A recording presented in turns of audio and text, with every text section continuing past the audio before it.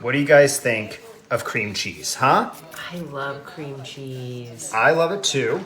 It's so amazing. That's just, basic Philadelphia cream cheese. I have it already kind of cubed up.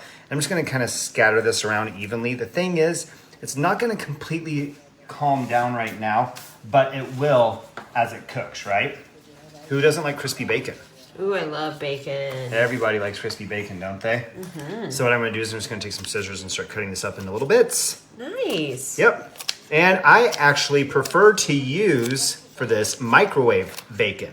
Nice. And trust me, I love cooking raw bacon from scratch in the skillet, on the stove, just like God intended. But the thing is, sometimes I just don't have the time to do the extra dishes. So therefore, I show you how to do these quick little easy hacks, like using the microwave bacon. But please, if you want to do the raw stuff, go ahead. This is just catered to people who may not have it in their schedule to do that thing. You just want to throw this together in a couple minutes, right, Jenny? Well, that's the whole point of crock pots, right? There really is a whole point of crock pots. Now here's another fun little thing. Ranch seasoning. Make sure you don't use actual ranch salad dressing, ranch seasoning. And make sure you really get that. See how I have some chicken down there? Ooh, yeah. You just want to really take the time to kind of dust this all over everything, okay? And that already has a lot of the seasonings you would put in this anyway, just in one little packet, which is amazing. It really does, but there's a couple more that I want to add in addition. But first I'm going to add in some freshly sliced green onions, Ooh, okay? Yeah. Just kind of all over the place. Just kind of scrape that out. Ooh, I love the smell of those. I know, right? So the thing that ranch dressing didn't have that I like to add is a little bit of garlic powder.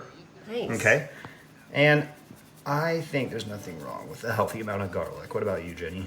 I mean, if we're both eating it and we both have garlic breath, I think that's totally fine.